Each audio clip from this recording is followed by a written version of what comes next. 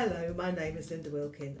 I'm with Simon Pitt, ABE's Director of Quality, Risk and Standards, and we're here to talk about the very important issue of AI and its use in assessments. So, if you're from a centre or you're a learner thinking about assessments, stay tuned, this one's for you.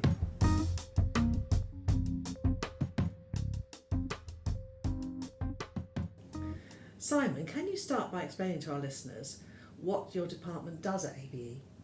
Hello, thank you, Linda. Yes, I'm the Director of Quality, Risk and Standards here at ABE, a job which I've had for a couple of years. And I've been at ABE now for 6 years nearly, doing several quality roles before moving into this one. My department, amongst other things, is responsible for the creation of assessment materials and for the management of each assessment session. And part of this function includes monitoring levels of what we call academic misconduct, to use the jargon, occasions where learners unfortunately attempt to what we call game the system. I mentioned in our introduction that AI is a topical issue. Can you tell us about what AI refers to and why it is such a topical issue? That's a very good question, Linda, thank you. I mean, AI is the hot topic in technology at the moment. As we speak, a Chinese company called DeepSeek has last week, or at the end of last year, has launched a new product which is a rival to the market leader ChatGPT, and it has raced to the top of the download charts in a very short space of time on Apple and various other app stores.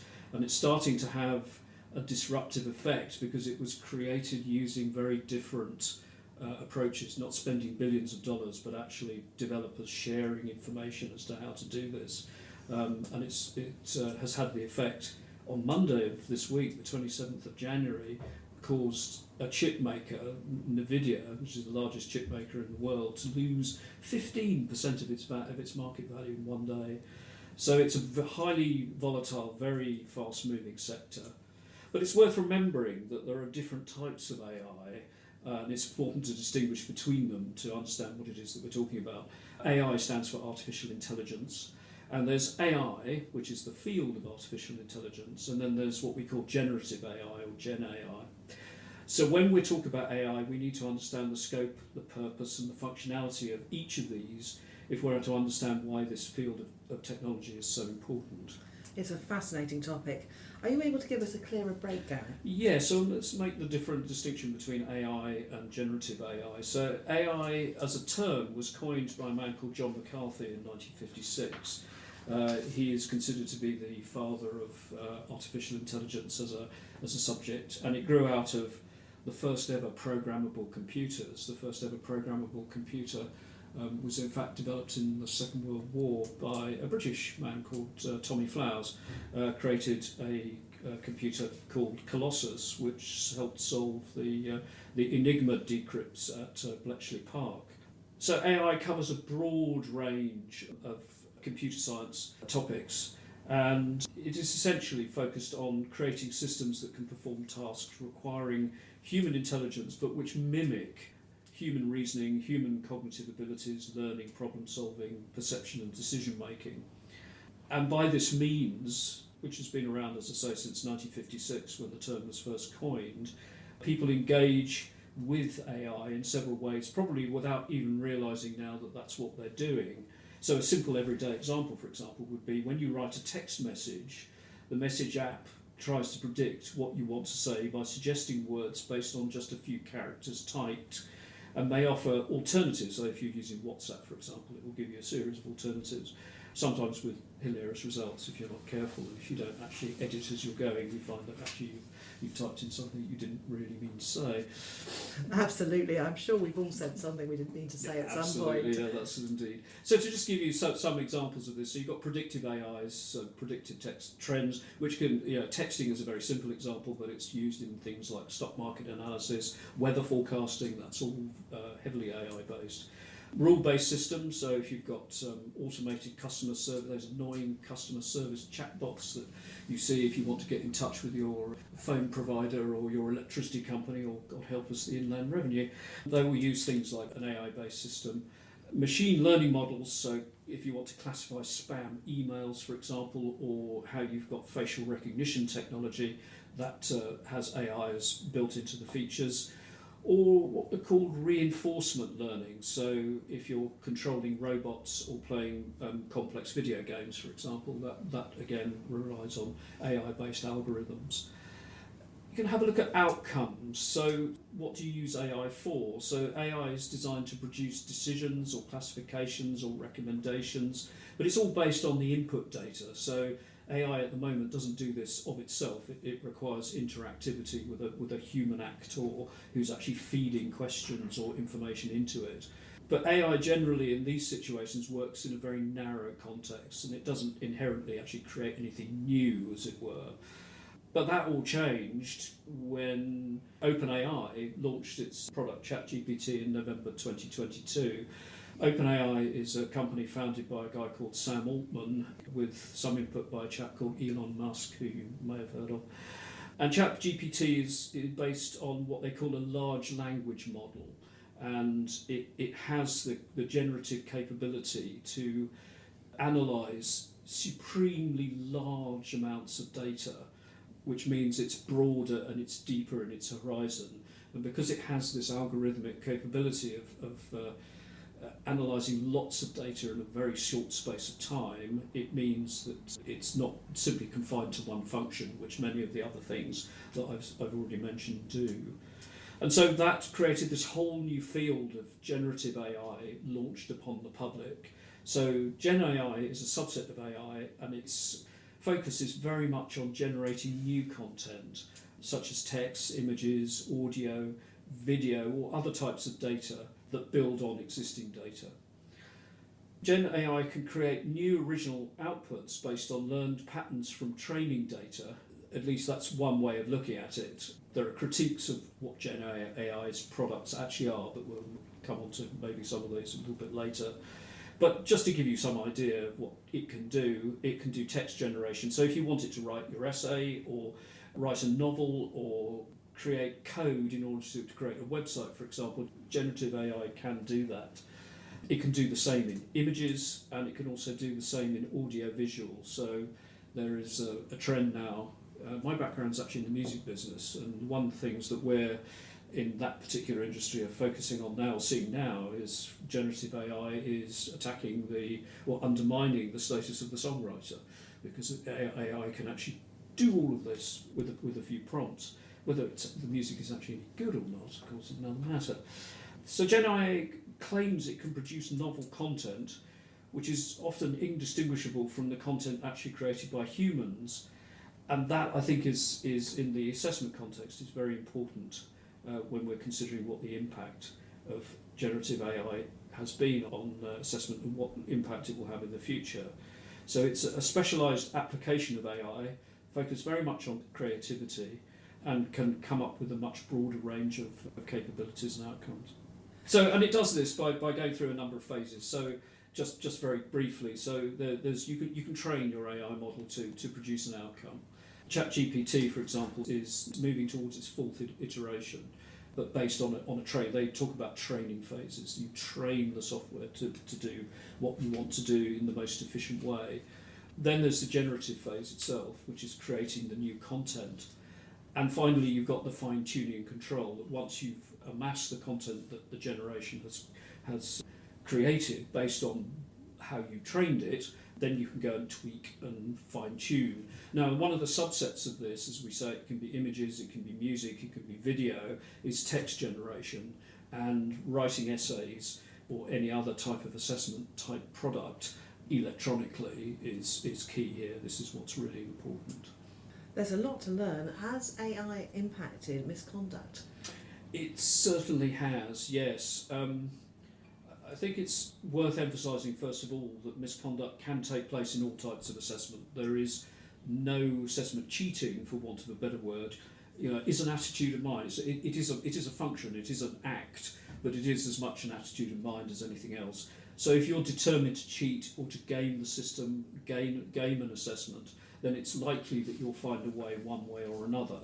So it's important to emphasise that no assessment actually is foolproof. Now, if you look at ABE, we have a mixed portfolio of assessment types. So there's the traditional pen and paper timed exam, so we have those.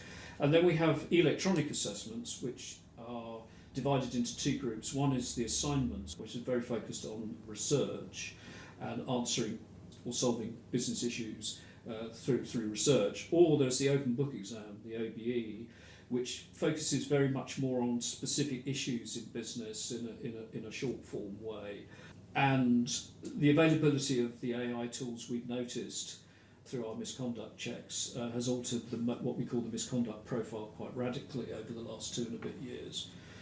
So if you look at the world before generative AI, a misconduct usually involved one or a combination of 4 main things. So you could have individuals plagiarising third-party sources, usually published online, without proper referencing or doing so at a very high volume. So that's the first thing.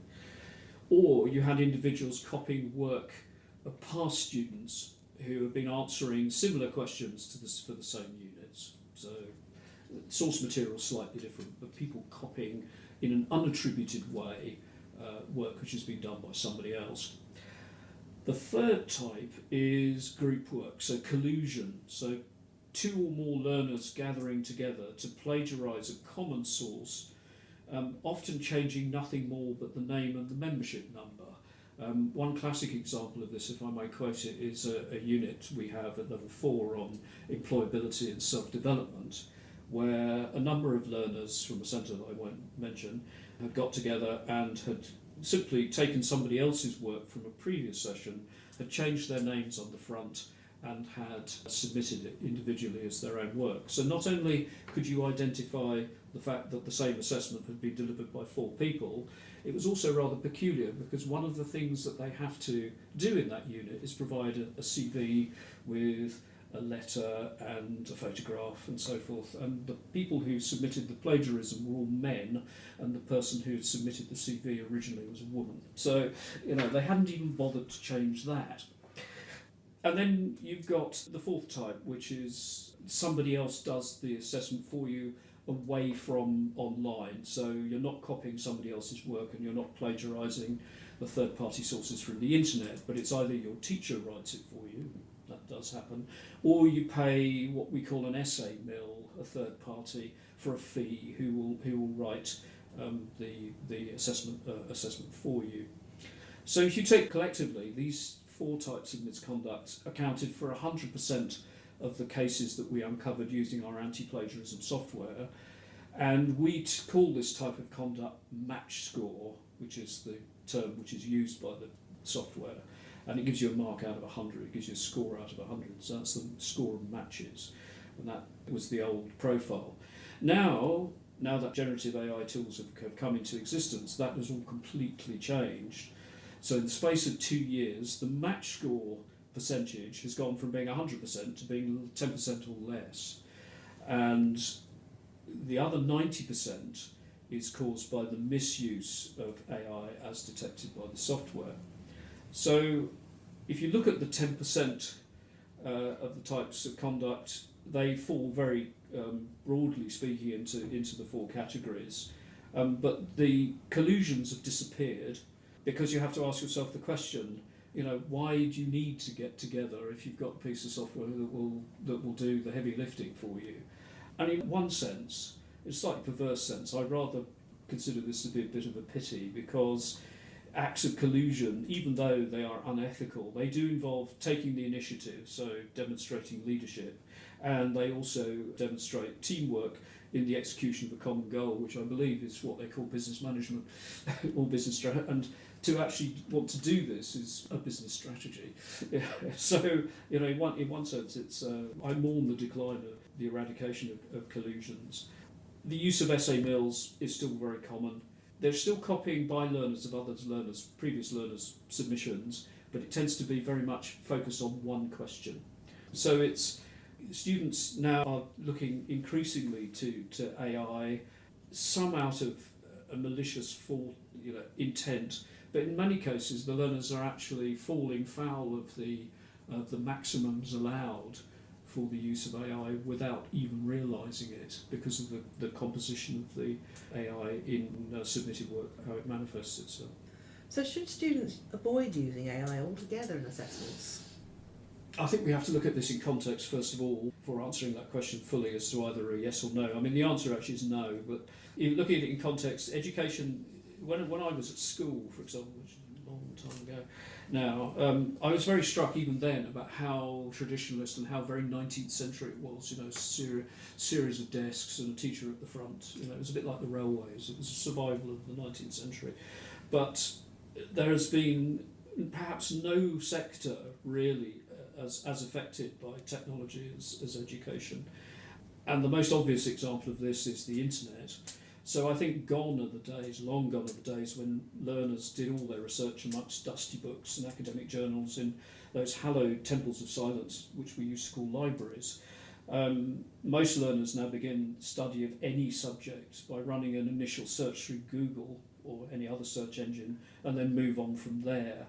And almost all learning is what we call blended these days. So it's a mixture of machine learning and interaction with a teacher, a mentor, a lecturer, a seminar holder, and most specifically your peers. You learn as much from your peer group as you do from any trained teacher. So I think we have to look at it in that context. So AI is just simply an extension of this. It's almost, if you like, the most obvious logical next step. If you were to predict what the technological outcome might be or next development might be, we should not be surprised that generative AI has appeared. It hasn't come out of nowhere.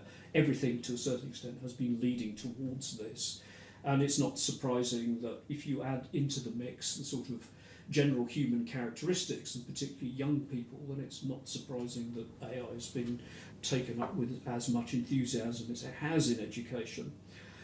ABE can't and shouldn't prohibit the use of AI. There's no point. It has many powerful advantages. It's an astonishing research tool. You can get a vast volume of information at the touch of a button, and from training your AI tool, generative AI tool, into providing information into a specific topic, it has that capability, and we shouldn't be gainsaying that. And it would be very difficult in any case to police a blanket ban. Some school boards, for example, in America, like New York State, said, oh no, you can't do it. But quite how you police that, I've really no idea. And particularly with our international network, I just don't see that it's possible. So avoidance isn't the solution. What we need to focus on now is actually how you use it responsibly and ethically.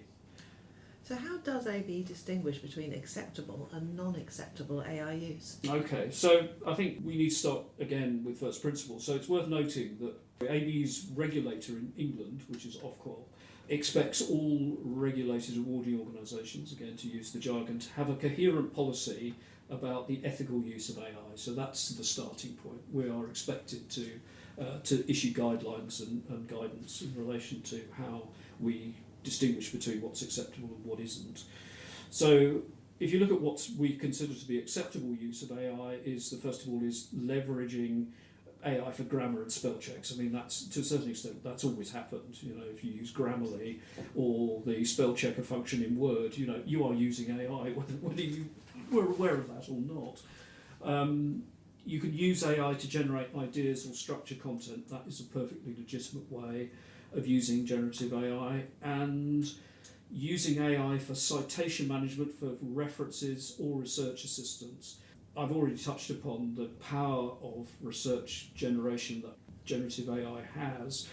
One of the issues that our academic team, for example, is always highlighting with regard to assessments is that our learners are, with some very honourable exceptions, are not really trained by our centres in referencing, and using AI for citation management, as we call it, or accurate referencing could be a very powerful tool. So do bear that in mind when you're approaching the submission point of your assessments, is using generative AI to actually structure and embed the proper referencing into your work.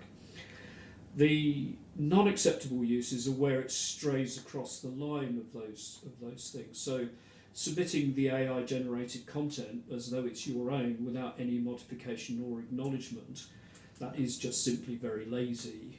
the program is doing all the heavy lifting in this case, and you as the learner, your input into that is minimal, to say the least.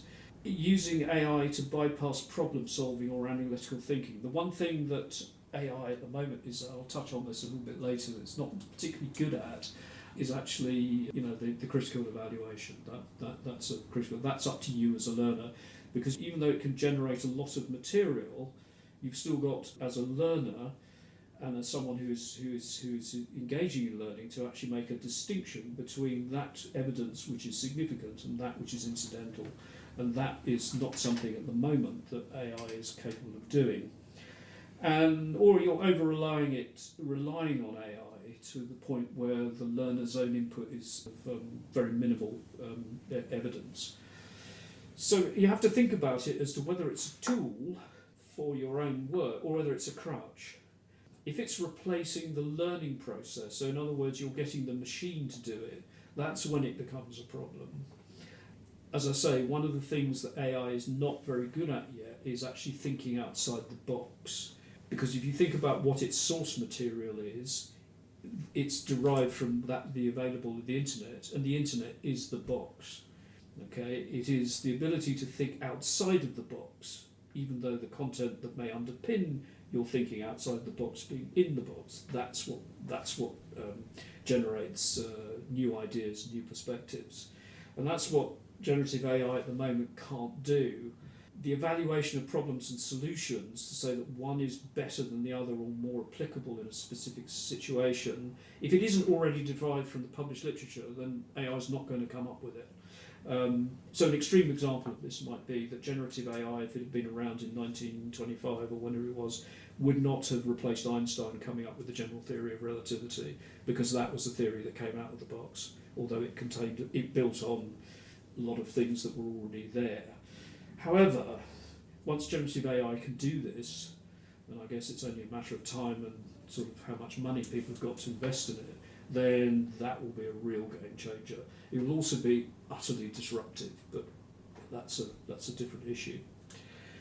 So what learners, I think, when it comes to sort of evaluating as to what's acceptable and not acceptable, you have to take into account is actually how much AI there is already embedded in source material that you're dealing with. Generative AI is simply a subset of AI generally, and anti-plagiarism software will detect the traces of AI whether you have used it with intent or not. So if you quote a source that of itself comes from AI-generated content, then its AI-generated content will contribute to your AI footprint, whether you know it or not.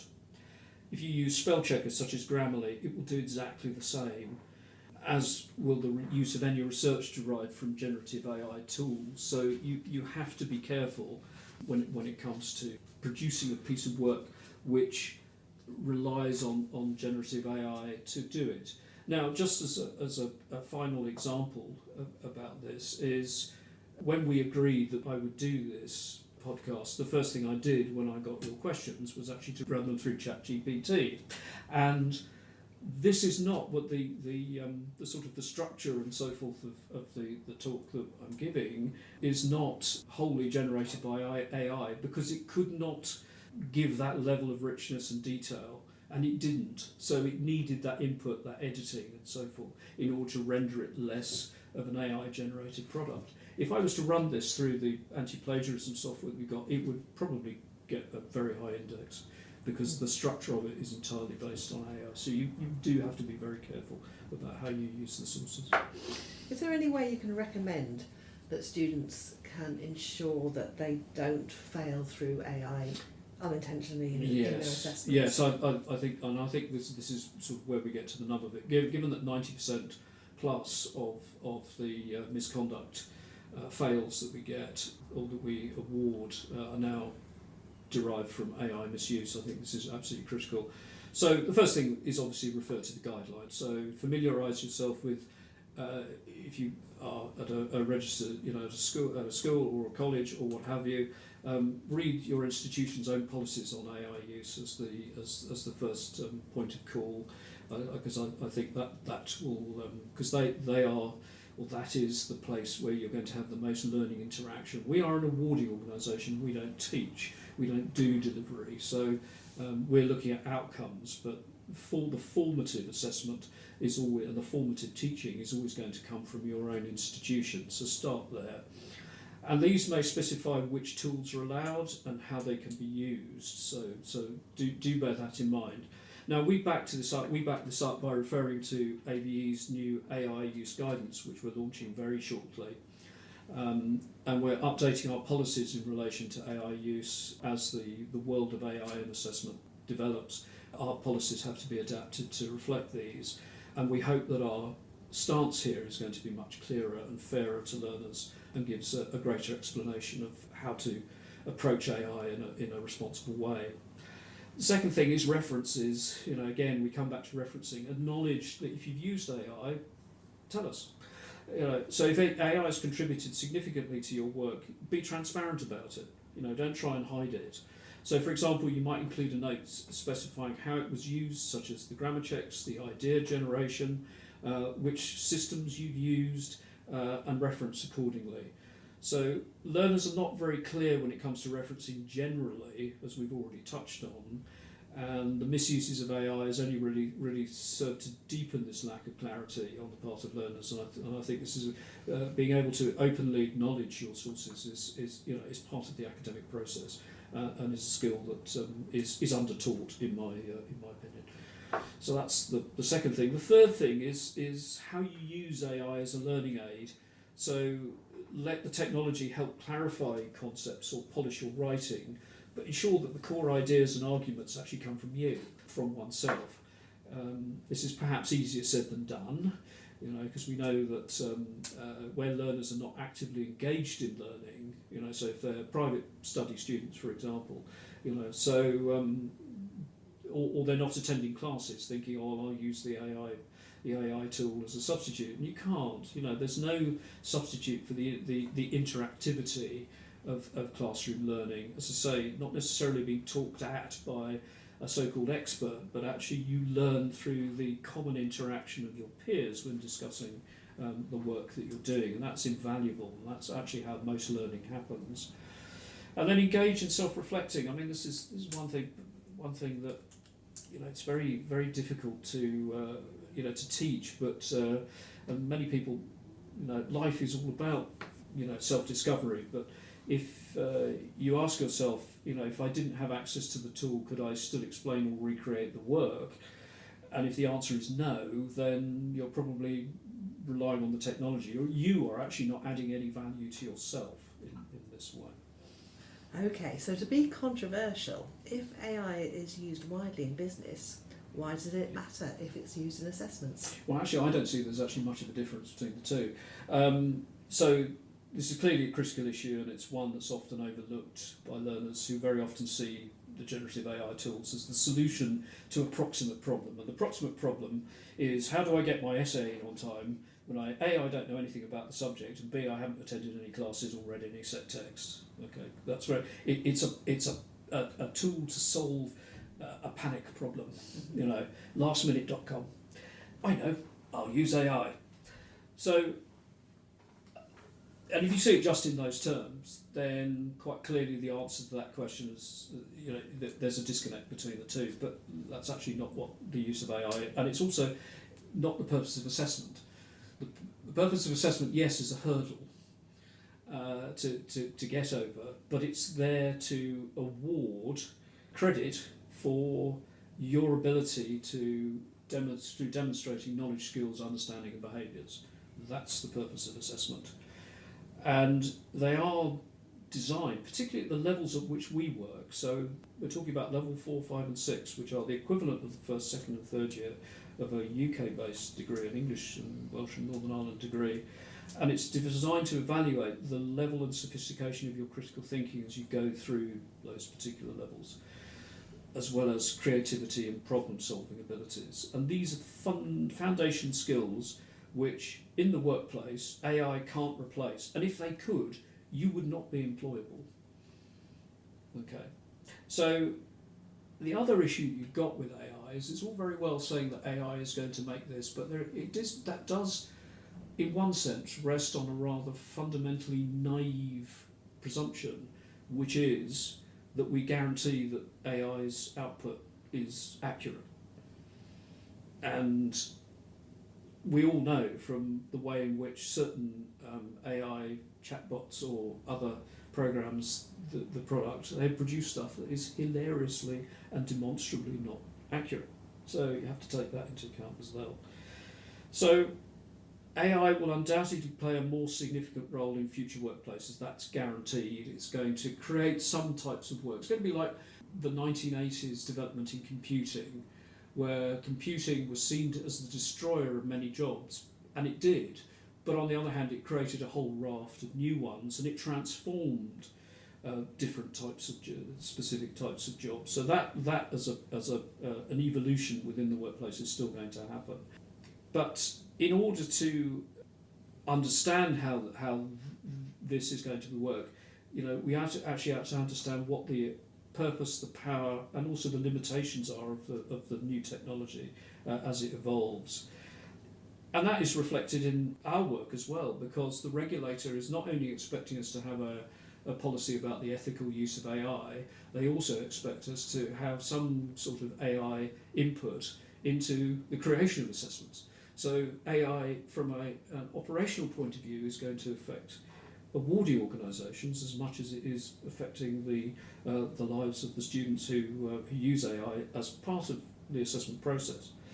So if AI is used only as a tool for solving proximate problems, i.e. how do I get my essay in on time, then the risk is that those graduating students are going to be ill prepared for real world challenges, because I think they will have fundamentally misunderstood what the purpose of AI is.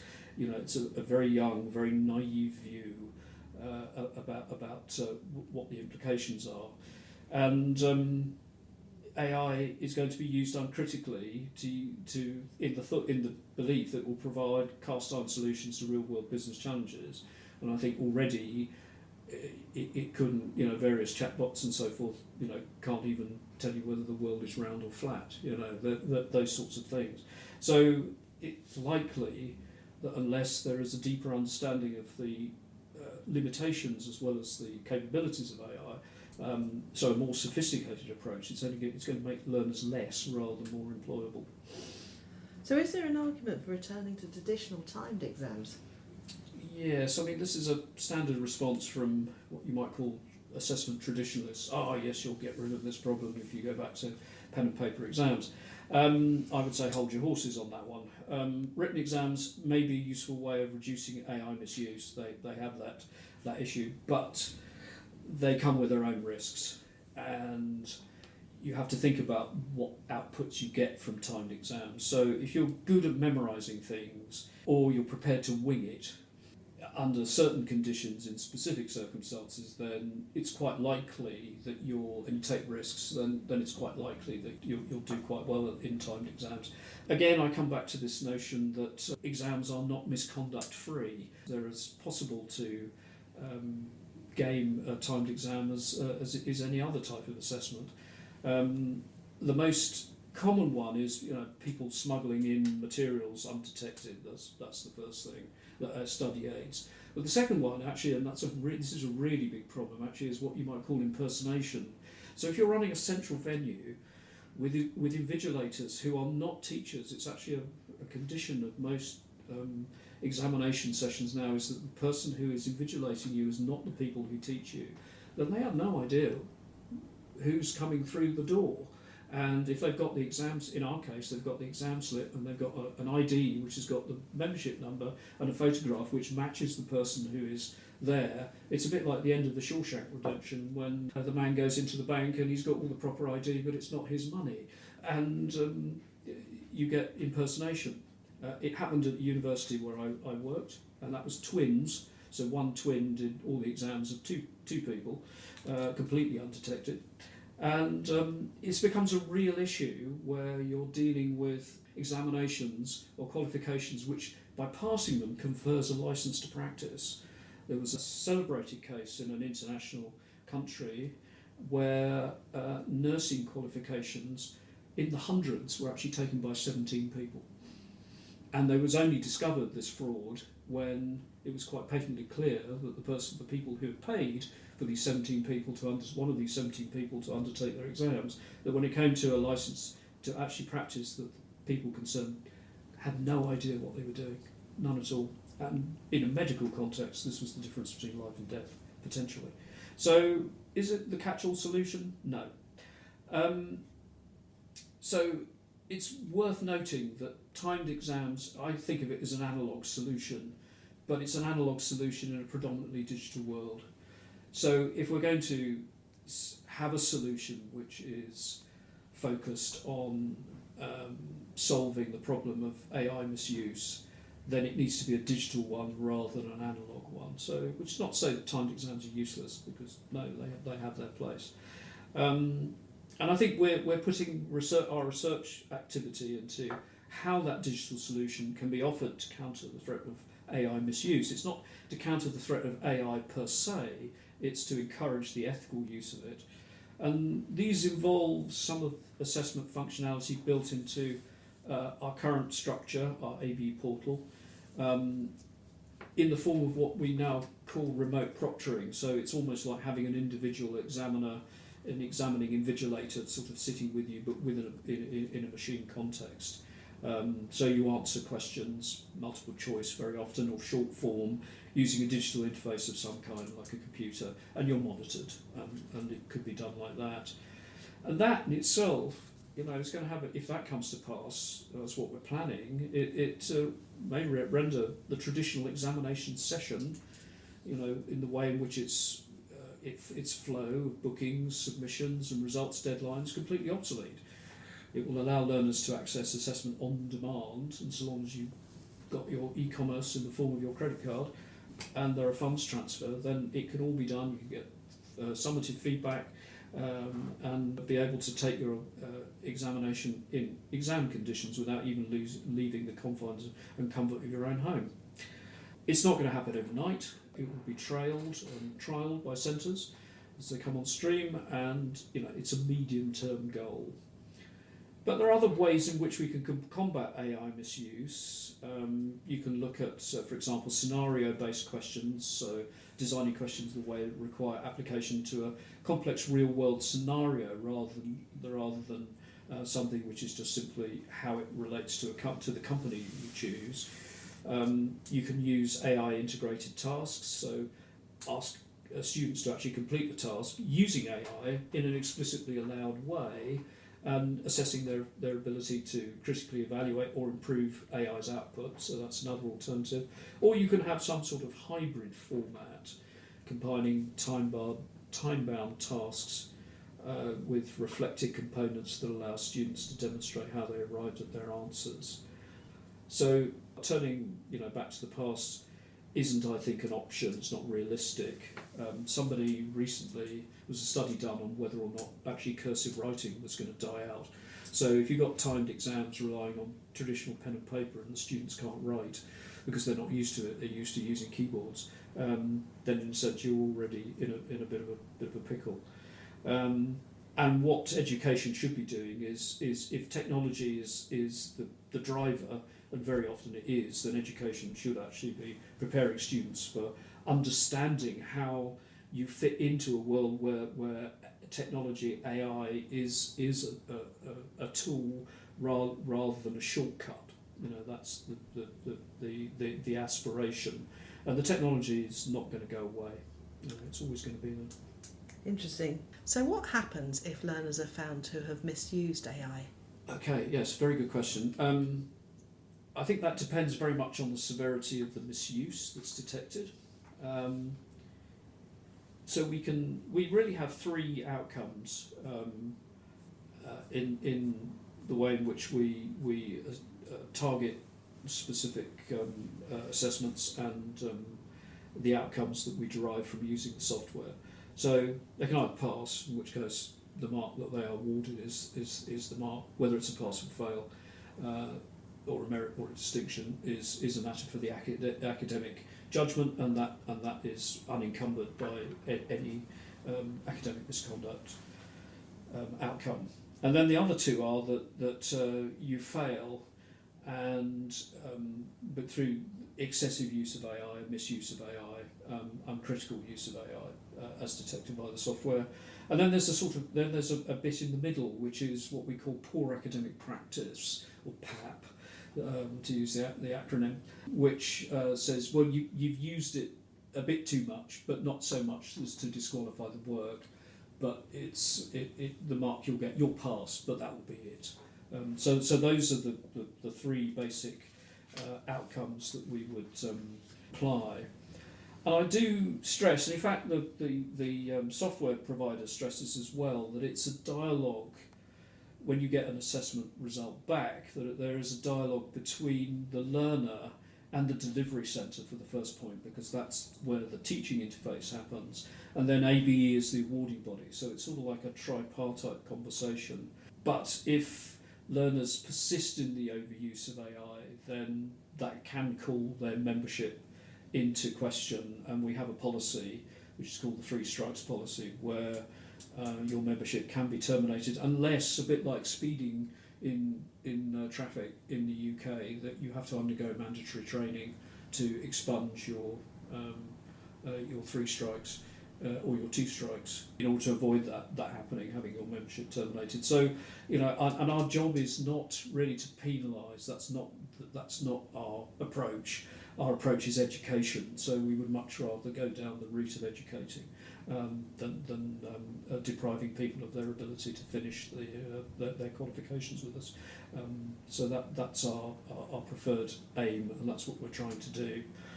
So it's carrots and stick. We're not in the business, as I say, of using the stick side of things. That's not the emphasis. It's there if it's necessary, and the criterion here is making the judgments. Is our estimation of the scope of a learner's intent. As we've already noted, you can get a very high AI index score without necessarily having any intent to cheat at all.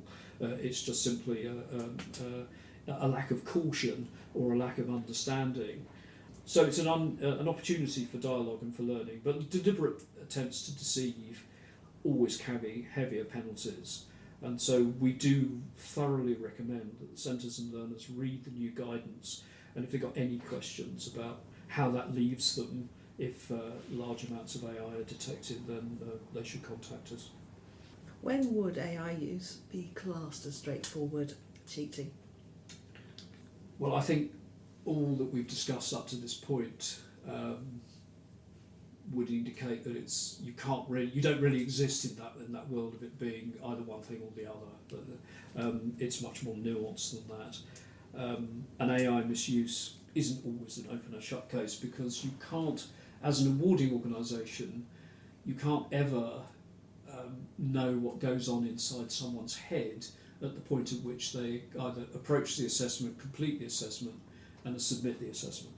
All you've got to go on is how the work is structured and what's the content is in relation to the questions that are being asked, and to take into account the AI detection scores when it goes through the software. So there are always nuances, and as I say, they can be using AI structured tools to not to answer the questions, but actually to shape the work, which, as I say, leave their own imprint, and you don't actually know what's going on.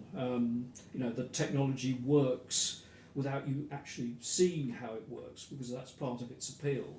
It's instantaneous, and it can have an impact without you actually knowing about it. So having a critical, inquiring mind about, okay, well, I've done this amount of AI, can I have access to the kind of anti-plagiarism software that we're likely to encounter? Does our teaching school use something, so that we can actually have some idea of what the outcomes might be, and also whether we're using internet sources too much. How's our referencing? So anything that encourages is a critical approach to that is to be encouraged. But if you were to ask, is if you have the deliberate intent to cheat using AI, then yes, it is cheating, for want of a better expression. So it's the level of the intent to deceive or bypass the learning process that's important. And it is no different from any traditional form of misconduct that we've already talked about. Any final thoughts you'd like to share? I think I perhaps already demonstrated that I could talk about this for a very long time. AI is here to stay. It's evolving very quickly. One thing I haven't said is it's also worth noting that the people who are most at the forefront of the use and the generation of AI is partly the software engineers who are working for these large businesses that create the tools, but actually are the users. And the users aren't teachers, by and large, aren't people who work in assessment, they are students. It appeals to students. There is a certain aspect of the outcomes, and particularly the instant generation. There is a sense, which I discovered from engaging with AI in order to shape the content of this, the structure of this talk, that it's produced. It doesn't take hours or days or weeks, seconds. And there's a degree of satisfaction. Once you evaluate it, you think, you could probably have done a bit better than that. But that's by the by. So I think it has an innate appeal about it, which means that is going to fuel its development and next role in education, regardless of its applicability in other spheres. But so it is here to say it's a logical outcome, as we've said, of technological developments in education anyway. And its role specifically in assessment, both taking assessments, completing assessments, but also setting assessments, is going to be complex and yet essential if we're going to address the effectiveness and to come up with assessments which are, again, to use the regulated jargon, fit for purpose, and which don't undermine public confidence in examination outcomes. The technological genie, I think, has been out of the bottle for a long time. This is just another genie. It's just it's just a bigger bottle. ABE's approach is not to be rejective. We're not negative. We can see that it has very positive benefits to the learning process, and it can be used and will be used to make assessment more sophisticated. But it's a matter of responsibility. That's the point. The ethics and the responsibility and the discipline. It doesn't remove the responsibility to be disciplined.